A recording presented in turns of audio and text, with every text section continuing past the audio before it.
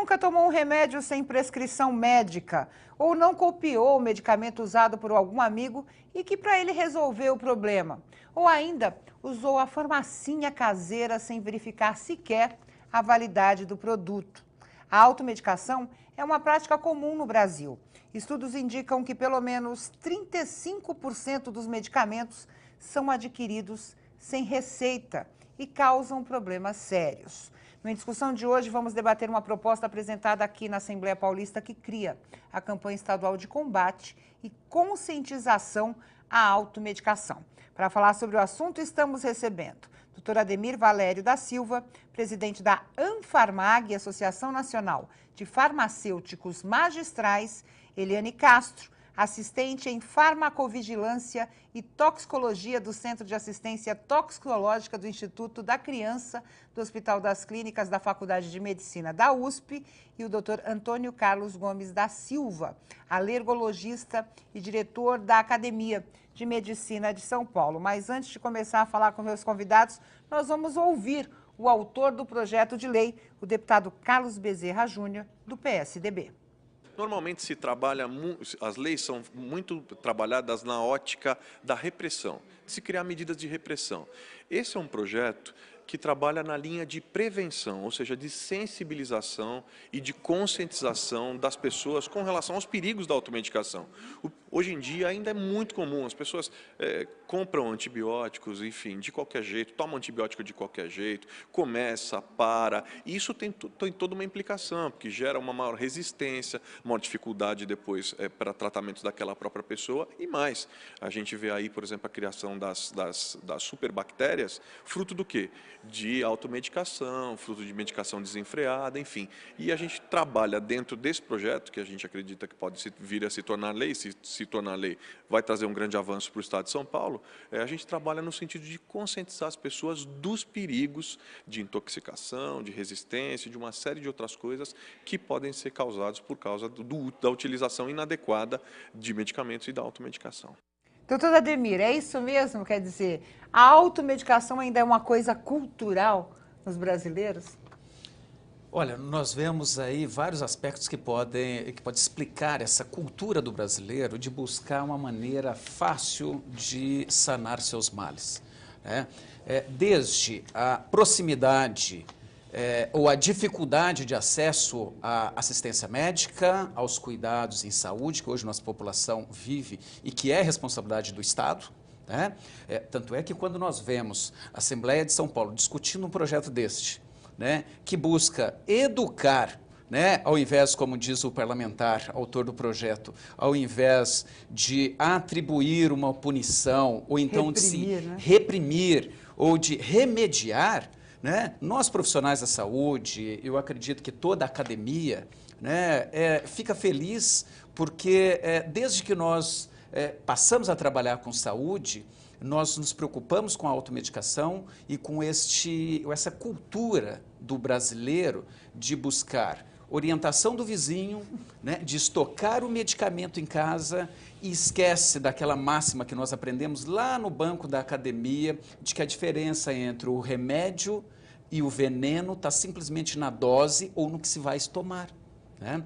Então, hoje, tem que ser discutido sim nos poderes constituídos e nós temos que bater a porta da sociedade para orientá-los, para educá-los, né, para que tenham educação em saúde. Assim nós vamos constituir uma sociedade muito mais capaz de mudar seus hábitos cotidianos, né, aquilo que vem sendo passado de pai para filho, que todos nós temos uma dorzinha de cabeça, todos nós temos uma indisposição gástrica e que às vezes são passageiros e que mudando o hábito de alimentação, ou então se você se repousar, ou se tiver educação, como diz o autor do projeto, não tenho dúvida que nós teremos um país com outro nível, né, de bem-estar, com outra saúde.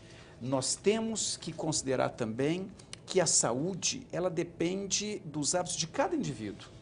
Claro. Né? Hoje nós somos único Então, nós temos dosagem adequada para cada indivíduo, nós temos medicamento adequado para cada indivíduo. Se um determinado indivíduo tem uma inflamação ou se tem uma virose, né, provavelmente não se cuida com o mesmo medicamento, assim como uma infecção bacteriana, né, na maioria das vezes com sintomas parecidos, mas que através do diagnóstico médico, do exame laboratorial, vão ser indicados antibióticos totalmente diferentes. A gente tem aquela mania de achar que o que serve para o outro serve para a gente também, né, doutor Antônio Carlos? E eu vi uma matéria que eu fiquei muito preocupada, que diz o seguinte: nessa realidade de automedicação, muitas vezes uma dorzinha de cabeça, uma dorzinha de estômago, você toma o medicamento que tem em casa, como eu falei, na farmacinha caseira, e esse medicamento pode camuflar um problema de saúde muito mais grave. Ou seja, ele passa o sintoma da dor,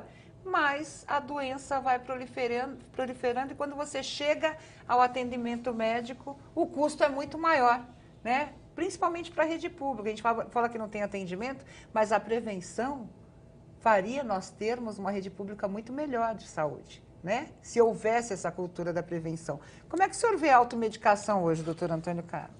Bom, em primeiro lugar, eu gostaria de discordar aqui do doutor Ademir no aspecto da costume brasileiro de se automedicar. Já no final do século XX, XIX, início do século XXI, um médico canadense, Sir William Osler, cunhou uma frase bastante importante. Ele disse que a diferença entre os animais e o homem reside no fato de que o homem deseja se medicar. Portanto, ele já, do ponto de vista dele, lá do hemisfério norte, do Canadá, dos Estados Unidos, já tinha essa visão de que esta é uma mania do homem. Quer dizer, uma mania mundial, não só do Tupiniquim. Não é só nossa. Na verdade, eu sempre tive essa preocupação porque eu fui professor de farmacologia. E a minha primeira aula era definir fármaco, não é evidente? E eu preferia definir fármaco como droga, até para cunhar bem. Porque na minha maneira de ver, o medicamento é droga. Por que é droga? Porque é pela própria definição.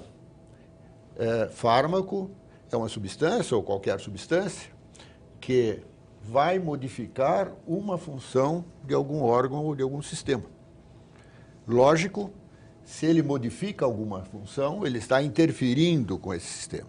Evidentemente que nós recorremos à droga para o bem, no sentido de corrigir uma disfunção. Mas podemos, evidentemente, e geralmente acontece, provocar outras disfunções. Normalmente são disfunções não prejudiciais, são os efeitos colaterais, mas elas podem ser prejudiciais. Sim. E são as funções tóxicas, são as quantidades tóxicas, exatamente dentro daquilo que o doutor Ademir disse, que também foi dito já há muitos séculos, já na Idade Média, no final do século XV, por Paracelsus, né? E que o que é veneno? Né? Tudo pode ser veneno, pode não ser veneno, é uma questão de dose. Sim. Eu costumo até brincar dizendo que a água pode ser veneno. Sim. Basta querer tomar uma piscina de uma vez só. Claro. Então, na minha primeira aula de farmacologia, eu defini a droga, que vem lá do holandês antigo, drug, que é folha seca, como algo que precisa se tomar muito cuidado ao prescrever, que era a nossa função de médicos. E, evidentemente, a farmacologia, ela tem, num dos seus capítulos, a farmacodinâmica, que estuda exatamente a maneira pela qual a droga atua nos diferentes órgãos e sistemas, o mecanismo de ação da droga. É claro que é necessário conhecer fisiologia preliminarmente, para depois, com a ação da droga, sentir-se a modificação fisiológica que ela pode causar. E nesse sentido é que vem a automedicação. Não é? Já a primeira notícia que eu queria dar aos alunos na primeira aula era essa. E hoje, até pelo fato de eu ser alergista, eu uso muito pouca droga, tanto é que os propagandistas não me procuram. É um outro detalhe importante, porque a alergia está preocupada com a causa. E uma vez descoberta a causa, desaparece o fenômeno. De forma que droga é um último recurso que a gente lança a mão. Evidentemente, algumas delas são muito comuns e podem causar, inclusive, problemas sérios, como, por exemplo, vamos citar só um caso, por um esquecimento meu. Hoje eu escrevo. Há muitos anos atrás, eu receitei um anti-histamínico para uma criança. Passados 2 meses, a mãe voltou desesperada. Fazia 2 meses que eles não dormiam. Por quê? Porque a criança não para, ela não dorme. Eu falei, para essa criança a dose foi excessiva. Sim. É que é o efeito colateral do anti-histamínico, excitação. Portanto, eu pedi desculpas de não ter. Hoje eu escrevo. Pode causar sono ou pode tirar o sono, para que eles tenham essa informação e possam corrigi-la a tempo. Né? Não fique 2 meses esperando voltar à consulta para ir me dizer que não dormiu o tempo todo, porque a criança não parava. Eliane, que panorama que a gente tem hoje lá no Ciatox quando a gente fala em automedicação, principalmente nessa coisa da intoxicação, do exagero? O que chega ao Ciatox São Paulo? A maior parte das notificações que chegam ao Ciatox é sobre medicamentos, sobre os eventos adversos medicamentos. Em 2014, a gente teve aqui, trouxe para vocês esses dados, 24.532 casos no total, envolvendo todas as substâncias químicas. Desses, 50%, que corresponde a 11.865, se devem a eventos adversos relacionados ao uso de medicamentos. Por exemplo? Por exemplo, erros de medicação.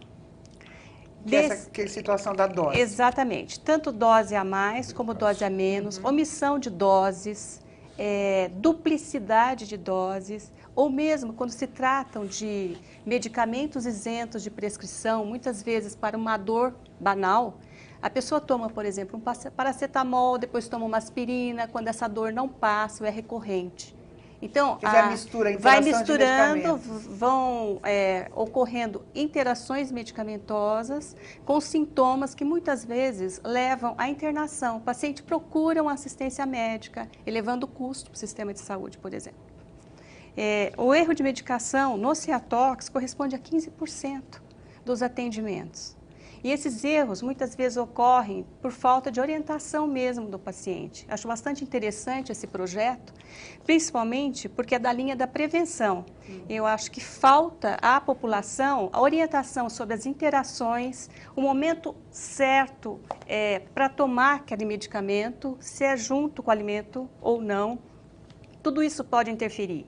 Se esse paciente está tomando um outro medicamento, que pode ocorrer a interação, qual é a doença de base, porque muitas vezes esse medicamento pode mascarar um sintoma ou se confundir, né?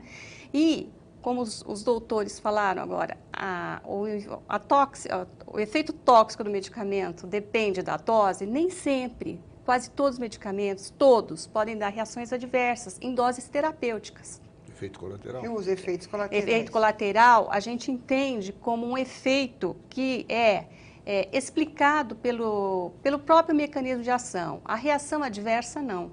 A reação adversa, ela não é explicada pelo mecanismo de ação. Ela não é esperada. Então, não foi um erro do senhor quando prescreveu aquele anti-inflamatório, um antihistamínico, porque não tem como adivinhar, entendeu? Agora, o efeito colateral, por exemplo, um antidepressivo tricíclico, né? O senhor já sabe que pode dar uma taquicardia, já é esperado e é explicado pelo mecanismo de ação. A reação adversa não é explicada pelo mecanismo de ação. Você pode apresentar. Meu filho não pode tomar aspirina, por exemplo. Dá um edema nas arcas, né? Tenho que levar ele correndo para um hospital. Outras pessoas tomam sem qualquer problema. Isso não é explicado pelo mecanismo de ação. Já um efeito colateral, qualquer um pode ter, né? Porque é explicado, você espera aquilo. Muitos medicamentos são utilizados, inclusive, pelos efeitos secundários, realmente pelo efeito colateral que se transforma, né, um efeito secundário.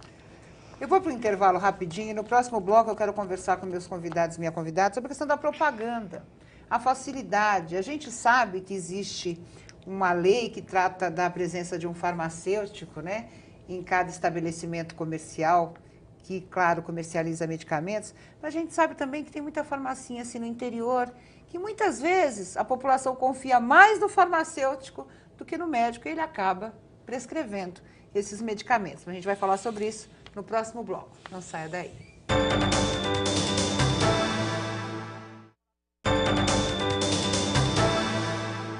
Voltamos com a discussão, hoje falando sobre o projeto que cria a campanha estadual de conscientização sobre a automedicação. Eu deixei alguns assuntos no ar no primeiro bloco. Vou falar um pouco sobre a propaganda primeiro.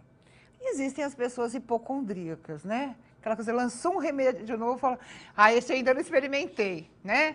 E a gente tem ainda uma certa propaganda na televisão. Vocês são favoráveis a esse tipo de publicidade? Ademir, primeiro. Olha, nós vivemos num país, né, o mundo hoje discute a liberdade de expressão, né? Nós vivemos num país onde é de direito propagar o medicamento na televisão. Por exemplo, nós vemos, dependendo do período sazonal no inverno, nós temos aí na mídia falada ou televisiva, né, um enorme número de anúncios. O que eu vejo, né, é que o nosso país precisa estar preparado, né, a sociedade, é por isso que nós temos que elogiar, né, e empenhar um trabalho para que um projeto desse seja, não somente no estado de São Paulo, mas no Brasil todo, né, um fato que não tenha volta.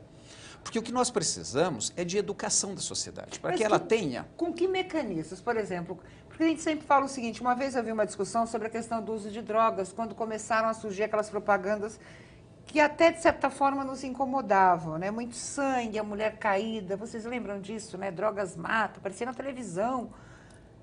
E, de repente, era uma propaganda que chocava demais e acabou sendo tirado do ar.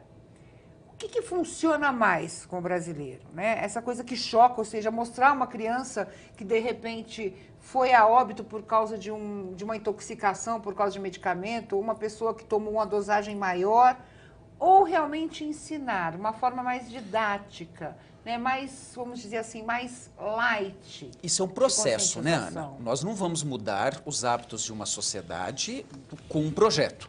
O projeto, ele traz para os poderes constituídos, tanto o executivo, o legislativo está na sua função, né, de chegar e dizer, olha, nós temos que conscientizar, nós temos que implementar uma campanha. Agora, olha que interessante, quando a Eliane, né, traz os números, né, nós chegamos a números muito fáceis, mais de 10 mil dos casos que são relatados pelo Ceatox, né, são devidos à medicação. Quando o doutor Antônio Carlos diz que, olha, não é do povo brasileiro, né, a iniciativa ou o desejo da automedicação, de fato, é da natureza humana. Obrigado por ter me atentado a isso. Agora, qual que é a diferença do brasileiro? A gente quer ficar bom, né? Nós temos, isso dá uma discussão muito boa, nós temos cultura e educação, né, informação adequada para discernir aquilo que pode me servir em determinado momento, e nós temos estrutura no país para orientar quando esse indivíduo precisa de orientação. Aí eu quero chamar para um fato e que o governo, né, sabe e pode diminuir os seus gastos, por exemplo, como tem a colega Eliane, que é farmacêutica também, o doutor Antônio Carlos, que é médico, e eu sou farmacêutico. Mas nós temos hoje no Brasil quase 200 mil farmacêuticos. De farmácias, nós temos quase 80 mil estabelecimentos farmacêuticos no país. O estado de São Paulo geralmente fica com 40%. Né? Nós hoje, porque há medicamento, como diz a Eliane, isento de prescrição, mas não há, a todos vocês que estão vendo, não há medicamento isento de orientação.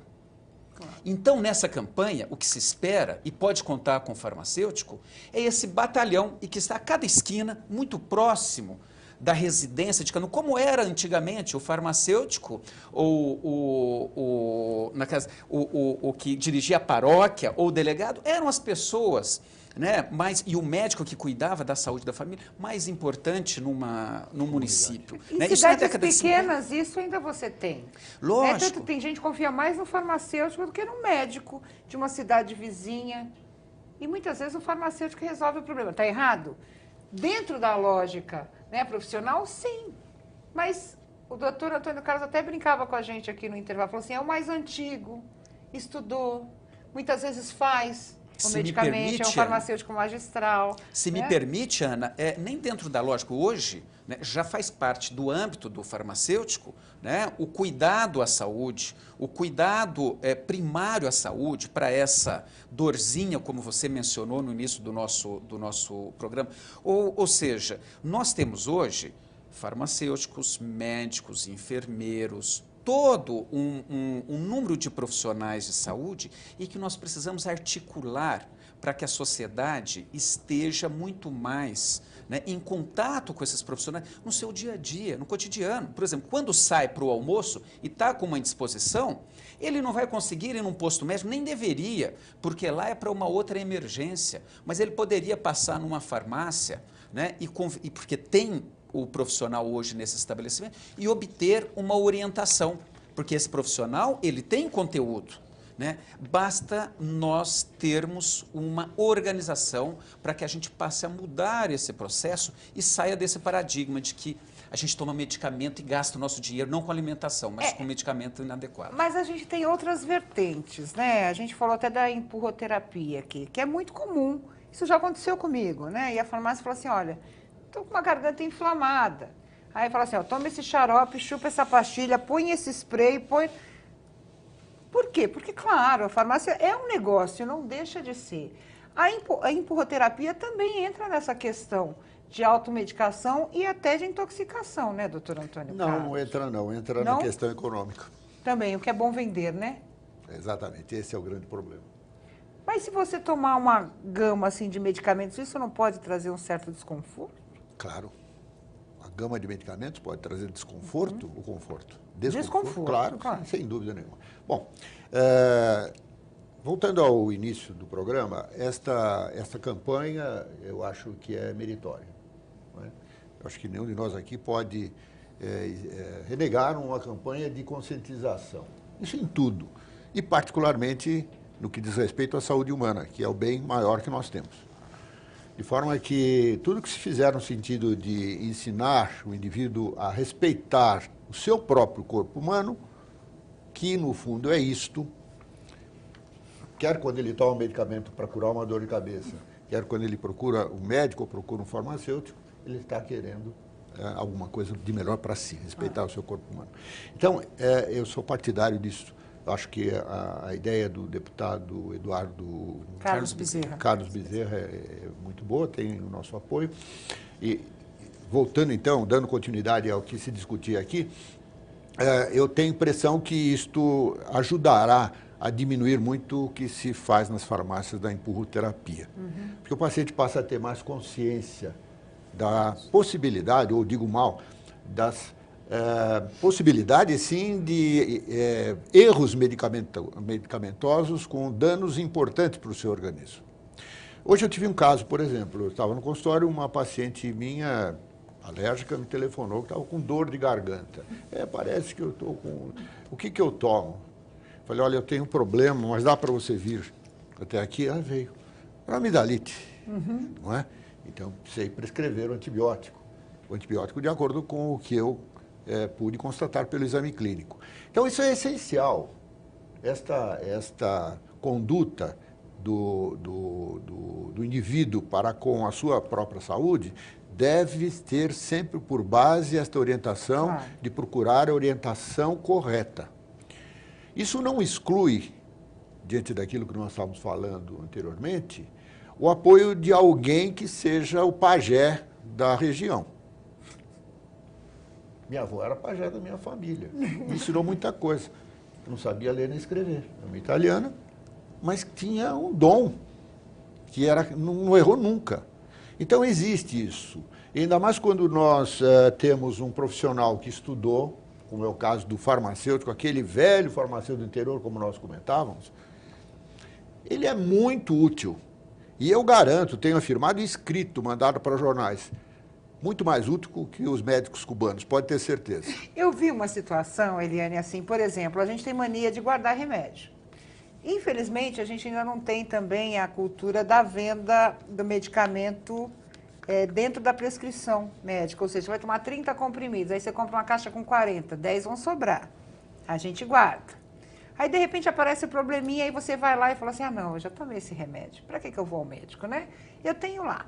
Só que a gente não vê validade, né? A gente não tem...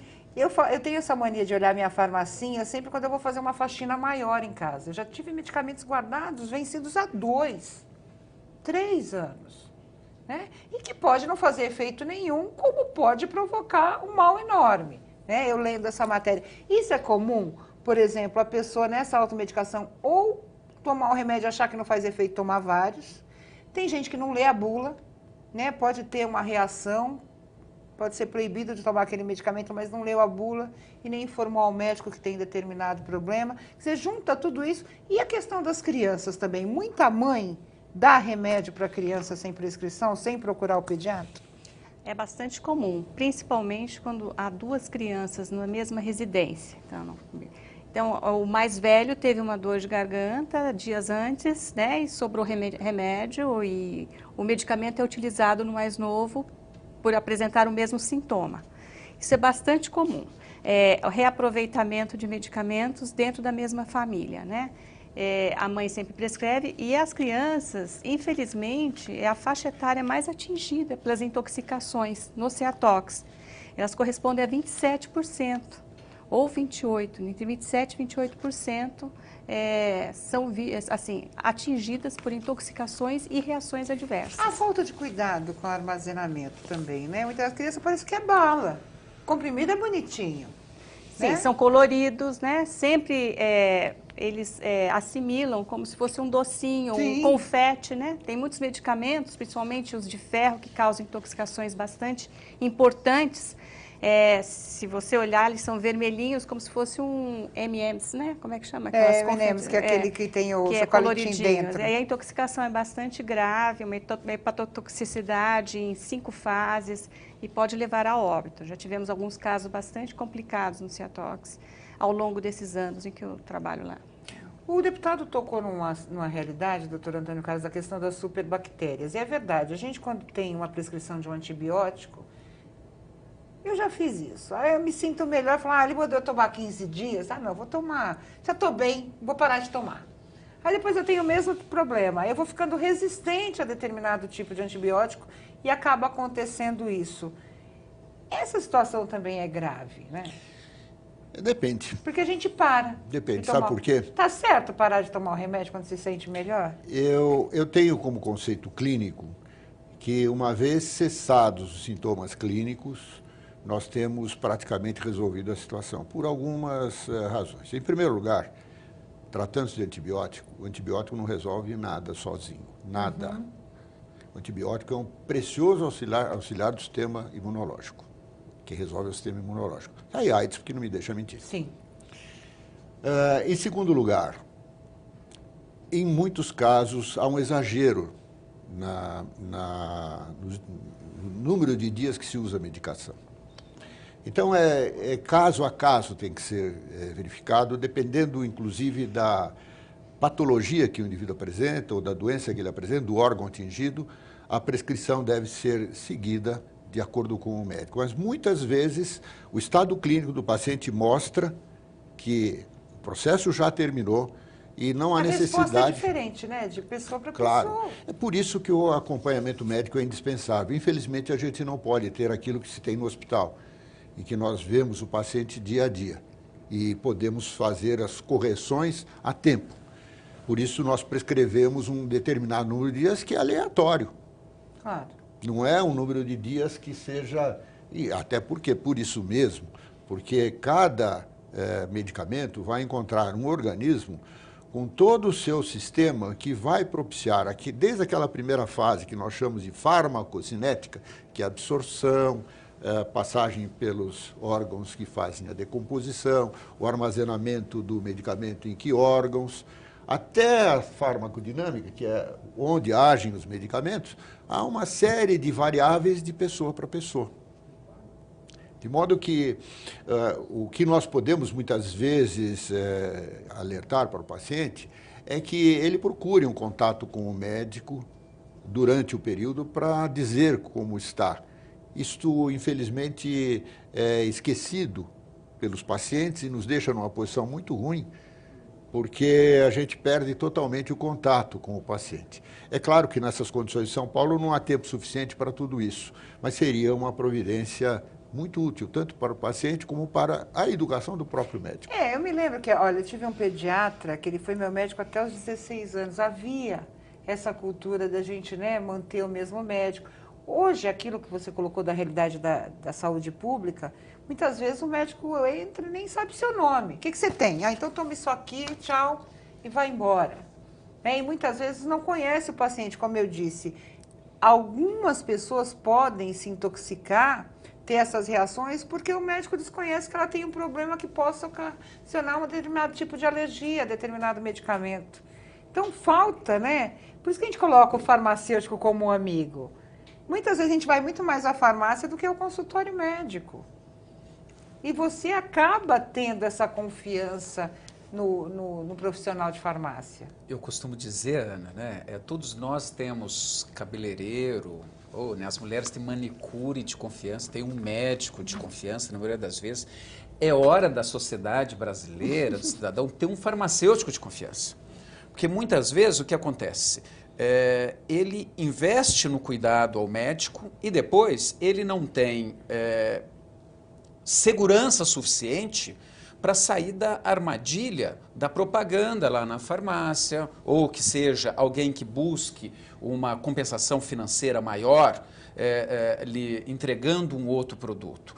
Então, eu acredito em educação, e é por isso que o projeto do deputado Carlos Bezerra, ele tem o seu mérito, e talvez ele seja aí o pontapé inicial para a gente mudar esse quadro. Nós temos situações, como a Eliane coloca lá do Cetox, gravíssimas, que se precisa lá de meia dúzia de comprimido, mas está disponível somente, né, na apresentação na caixinha, com 24. Sim. E isso vai ser armazenado em casa, Com como certeza. você diz, na farmacinha. Em que condições? Em condições de temperatura ou luminosidade que vão afetar toda a eficácia dessa medicação. Daí nós vamos para um outro conceito, que é a individualização da terapêutica. Cada um necessita de uma dose. Nós temos hoje uma série de pontos que nós poderíamos destacar que imediatamente já traria benefício. Por exemplo, um costume. Né? Quem não tem, doutor Antônio Carlos, hoje, né? As mães que têm criança que não armazenam um corticoide para que, se tiver uma mínima alergia, que nem, às vezes nem uma dermatite ou uma irritação na pele, qual que é o primeiro? Vai lá, eu não vou falar aqui nomes comerciais, mas vai aplicar. E isso vai trazer um malefício talvez muito maior do que o antibiótico, que se diz que passou a ser o vilão, e como o senhor disse, não é o tal vilão dessa maneira. Né? Então, desde aspectos muito pequenos até outros maiores, né, é hora da gente mudar esse perfil. Né? Não dá mais para a gente continuar com esses números. Olha, eu quero saber no próximo bloco da Eliane quais são esses medicamentos, né? Que tipo de medicamentos chegam, ou que tipo de problemas com quais medicamentos chegam ao Ceatox. A gente volta já já.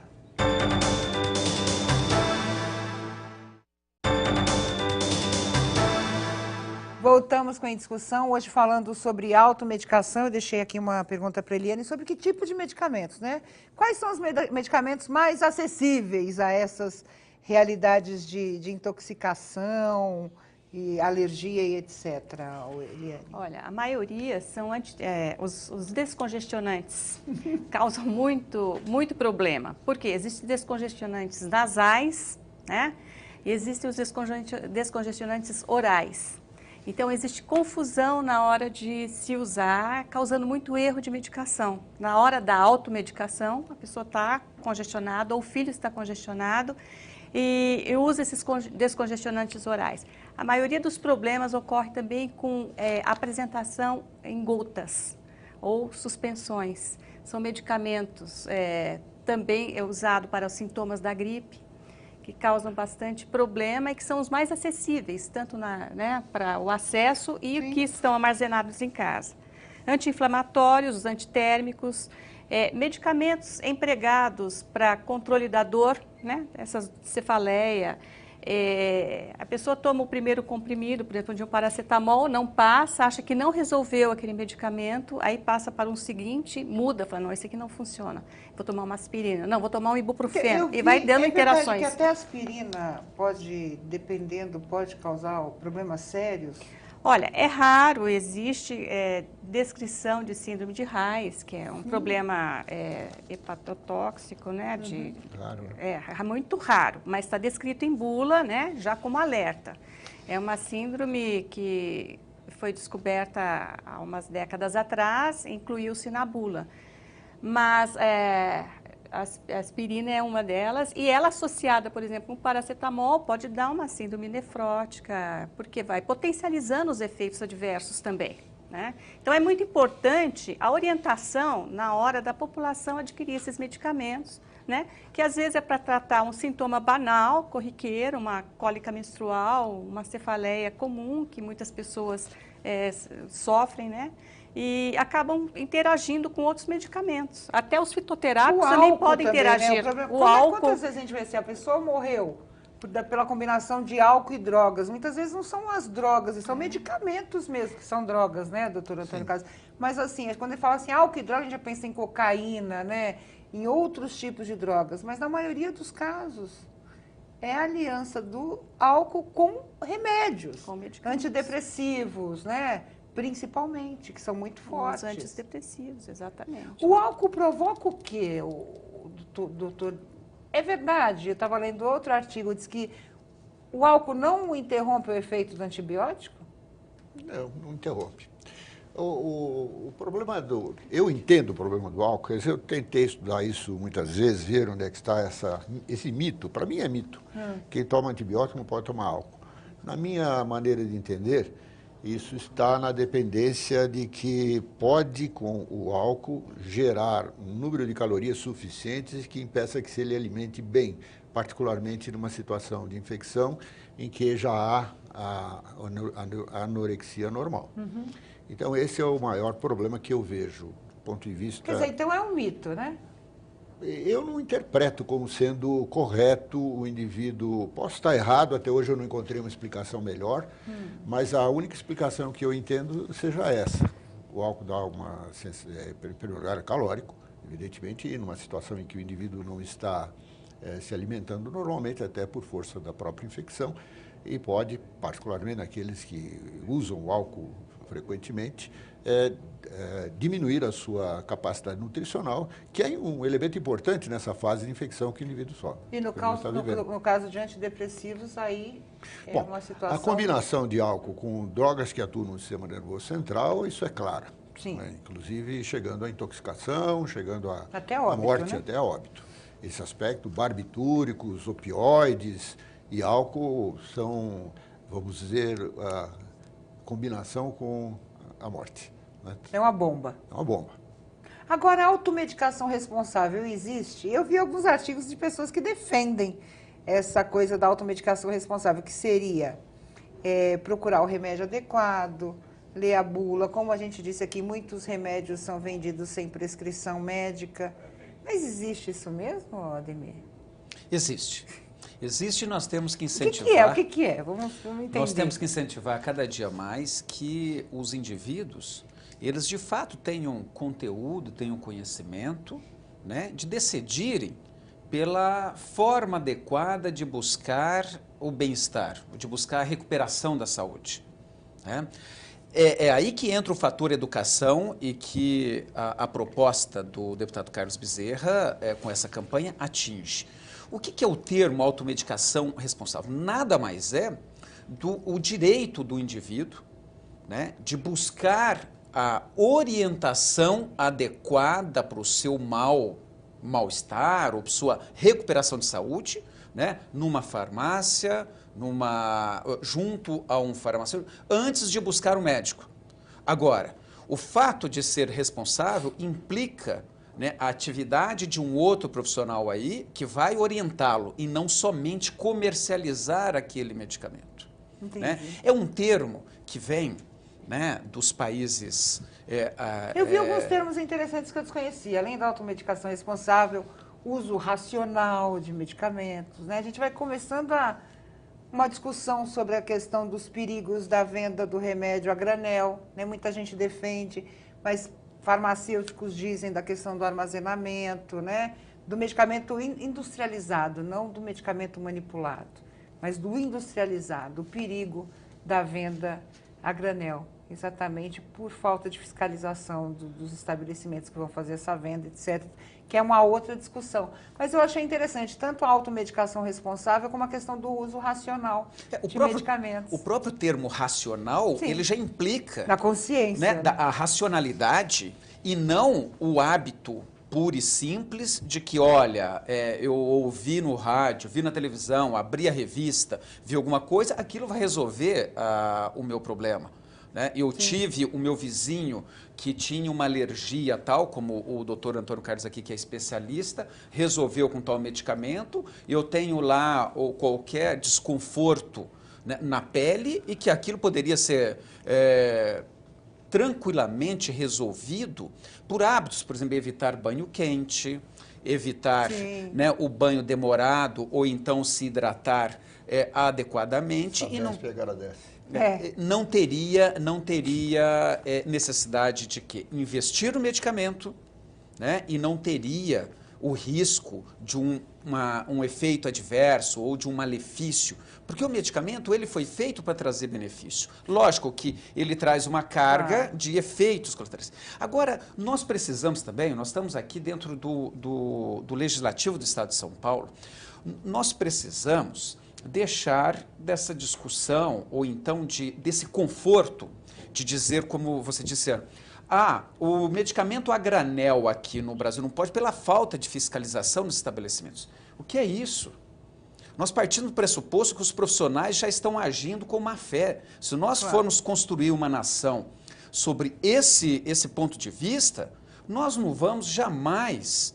né, atravessar algumas barreiras que nos separam de um mundo mais desenvolvido, de um bem-estar maior. Mas infelizmente a nossa realidade ainda exige, né, não só a fiscalização, como uma regulamentação séria. A gente estava até comentando das farmácias, hoje a gente ainda tem farmácias fundo de quintal, né, por falta de fiscalização. Mas isso nós temos em toda a sociedade, profissionais que às vezes preferem não cumprir aquilo que foi regulamentado e muitas vezes nós somos pegos na saúde nessa questão com excesso de regulamentação. Eu acredito muito mais numa nação que tenha condições... educada. Numa nação educada e que os profissionais que fugiram ou que deixaram de atender requisitos básicos, que eles sejam, que eles respondam, né, por aquilo que tem feito. Aí a gente entra na questão da justiça, que tem que funcionar também. Sim. Rapidinho, nosso tempo está chegando ao fim. Mas, Eliane, tem problemas com remédios manipulados também, homeopatia, ou não? São medicamentos que, de certa forma, não provocam tantas reações assim? O número de notificações com medicamentos manipulados é bem baixo no Ciatox. Eu não sei se há uma subnotificação, tá? Mas já tivemos problemas graves onde se errou na dosagem, né? A pessoa usando algum medicamento para a pele, se queimou inteirinha. Tivemos uns 4, 5 casos que eu me lembre durante meus plantões, né? Ou efeitos exacerbados. Mas fica difícil, muitas vezes associados a outros medicamentos, principalmente... por incrível que pareça, em tentativa de autoextermínio. É mesmo? Muitos medicamentos, misturados. Então, homeopatia não tem problema, né? Homeopatia temos vários chamados, várias notificações, mas é muito raro apresentar sintomas de intoxicação, né? Confesso que o follow-up desses casos é bastante complicado, porque o paciente é liberado para casa e a gente perde o contato. Muitas vezes eles entram em contato com o Ciatox no momento da internação, né? Sabe? O Ciatox já fez algum perfil dessas pessoas? Que tipo de pessoas acabam enfrentando esse tipo de situação ou não há esse estudo? Olha, é mais variado ainda? possível. Não tem um perfil determinado. Em todas as classes sociais ocorre esse tipo de acidente. Olha que interessante. Eu quero dizer que, infelizmente, o nosso tempo chegou ao fim, mas vou dar um minutinho para cada um dos convidados para as considerações finais. Acho que o recado foi dado, né? Em primeiro lugar, procurar um profissional médico, sentindo qualquer tipo de problema. E vamos parar com aquela coisa, né, de ver o amigo ao lado e fala assim, eu tô com uma dor aqui. Fala, toma aquilo, eu tomei, tira e queda. Vamos parar de ser médico um pouco, né? Dizem que de médico e louco todo mundo tem um pouco, mas a gente tem que deixar essa parte de lado. Doutor Ademir, seu recado final. Eu oriento para que cada cidadão tenha um seu médico de confiança, que escolha um farmacêutico que possa contribuir na sua orientação em saúde, no uso adequado e racional, como se diz, dos medicamentos, para que cada vez mais tome o medicamento na dose certa. Daí eu posso garantir que nós temos as farmácias que individualizam e que os médicos que se prescrevem sempre na dose individualizada. O Brasil hoje é referência mundial, né, na manipulação de medicamentos. Nós estamos preparados para isso. E que cada vez mais a sociedade se interesse pelo cuidado da sua saúde e não ache que o medicamento seja a principal ferramenta. Ele, se usado de maneira adequada, vai sim contribuir, mas ela tem a sua parte também nos hábitos saudáveis de vida. Muito obrigada também, Eliane. O seu recado final. Bom, a saúde é o bem maior.